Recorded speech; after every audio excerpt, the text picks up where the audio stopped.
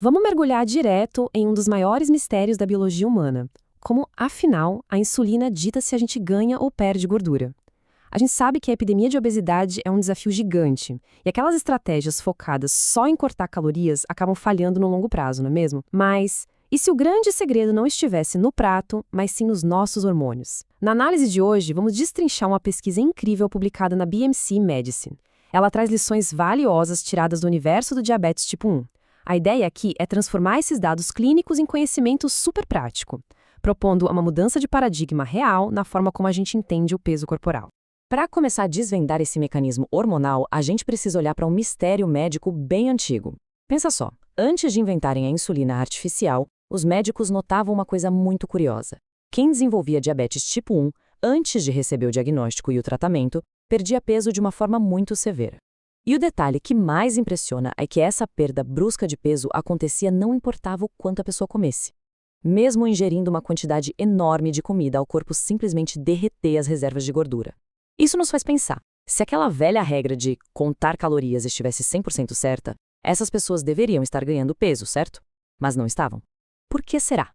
A resposta está em um contraste que choca bastante na prática clínica. Quando estudantes de medicina olham arquivos antigos, é muito comum ver a imagem de uma criança com diabetes severamente emagrecida antes do tratamento e, lado a lado, a mesma criança, meses depois, já com uma composição corporal normal. E olha que interessante, o que mudou ali não foi uma dieta entupida de calorias, foi a introdução da insulina diária.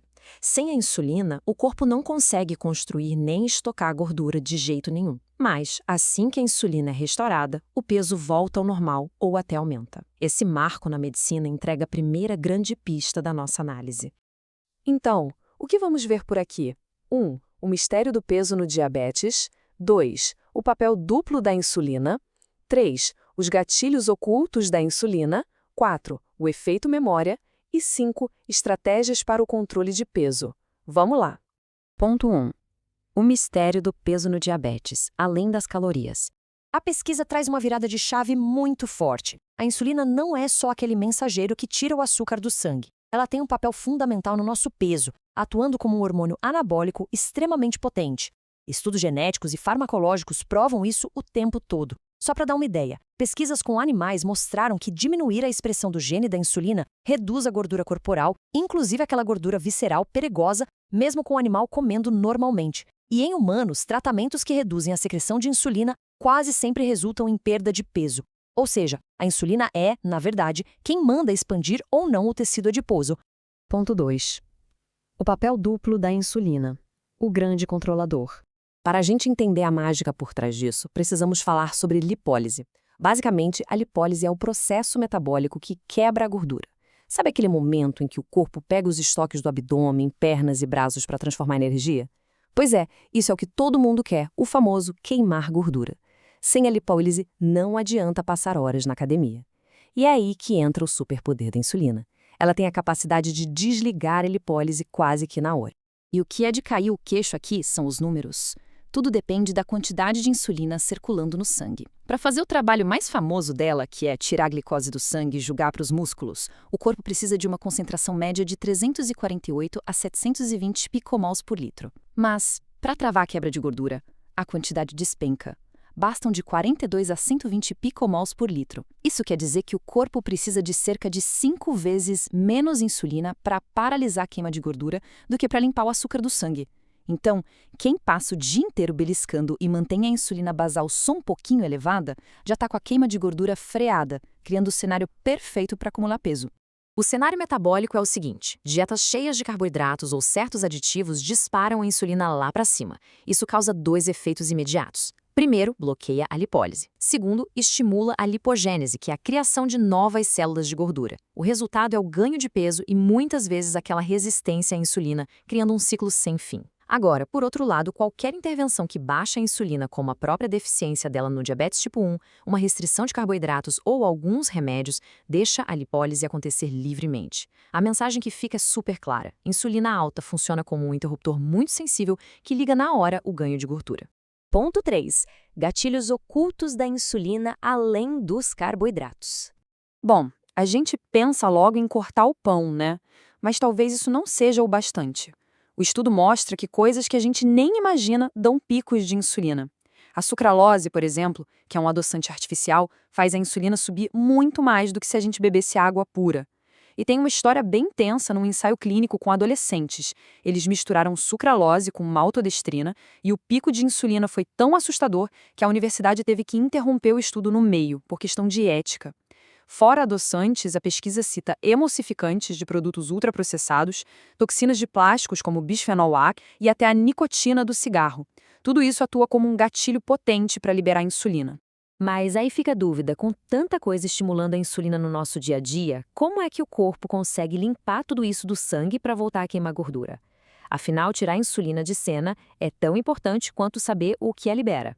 O grande truque de limpeza do corpo se chama IDE, a enzima degradadora de insulina. Ela fica principalmente no fígado. E olha o trabalho dela. De 50% a 80% da insulina que o corpo libera é varrida do sangue logo na primeira passagem pelo fígado, graças a essa enzima. E tem um detalhe médico muito importante para as mulheres. A atividade dessa enzima depende muito de hormônios como o estrogênio. Na menopausa, quando o estrogênio cai, a atividade da enzima despenca junto. O resultado? O corpo perde a capacidade de limpar a insulina rápido. Ela fica lá, circulando, travando a queima de gordura e ajudando a ganhar peso, mesmo que não mude absolutamente nada na alimentação. A boa notícia é que o exercício físico ajuda muito, porque contrair os músculos libera proteínas que dão um tranco nessa enzima, reativando a faxina.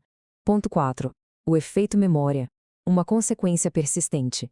5 dias. Pois é, um número forte. Essa foi a métrica exata que os pesquisadores encontraram. Mas 5 dias para quê exatamente? Para entender melhor, vamos ver o que o exame de acetona no hálito mostrou. Participantes seguiram uma dieta super rigorosa com baixíssimo carboidrato por 8 dias. Isso provou que eles entraram num estado ótimo de queima de gordura. Aí, no 8º dia, eles comeram uma única refeição com 72 gramas de carboidrato. Para a gente ter uma ideia, isso equivale a comer uns 2 pãezinhos franceses no café da manhã. A quebra de gordura despencou imediatamente por causa do choque de insulina. Mas o que deixou os cientistas de queixo caído foi a recuperação. Mesmo voltando para a dieta restrita no mesmo dia, o metabolismo não voltou ao normal no dia seguinte. O corpo levou sofridos 5 dias inteiros com a queima de gordura bloqueada só para se recuperar daqueles 2 pães. Isso prova que a insulina tem meio que uma memória biológica que atrapalha a perda de peso por dias depois da digestão. E finalmente, ponto 5. Estratégias para o controle de peso, lições do diabetes tipo 1. O grande ensinamento de tudo isso é: comer calorias a mais só vai fazer a gente ganhar gordura se o nosso ambiente hormonal der permissão. Ou seja, se a insulina depois da refeição estiver alta ou demorar para baixar.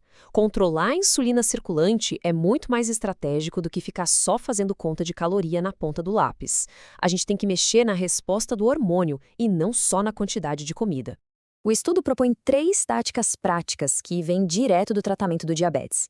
A primeira é usar tabelas de carboidratos para prever quanto de insulina o pâncreas vai precisar soltar, fugindo dos alimentos que disparam esse hormônio lá no alto. A segunda, em vez de tentar adivinhar, é usar biosensores no braço para monitorar a glicose depois de comer. Isso ajuda a ver como o próprio corpo reage em tempo real. E o terceiro passo é uma tecnologia bem bacana e que não fura o dedo. É o monitoramento da acetona no hálito. Pessoas com diabetes tipo 1 usam isso para não correr risco se a insulina baixar muito. Mas quem só quer perder gordura pode usar um aparelho de hálito também. Se ele marcar uma acetona ali entre 5 e 20 partes por milhão, é a prova de ouro de que a insulina baixou o suficiente e o corpo está usando ativamente a própria gordura como energia. É o tipo de biofeedback em tempo real que simplesmente muda as regras do jogo do nosso metabolismo. Então, fica aquela reflexão final e super baseada em ciência. Se o nosso corpo precisa de 5 vezes menos insulina para parar de queimar gordura do que precisa para metabolizar a glicose, será que não passou da hora de a gente parar de ficar obcecado com a calculadora de calorias e começar a gerenciar melhor a nossa resposta hormonal? Entender esses gatilhos invisíveis e o tempo que as nossas células levam para se recuperar nos dá uma visão completamente nova e poderosa sobre o corpo humano. A gente espera que essa análise traga ótimos insights para o dia a dia. Muito obrigado por acompanhar e continuem sempre com essa curiosidade.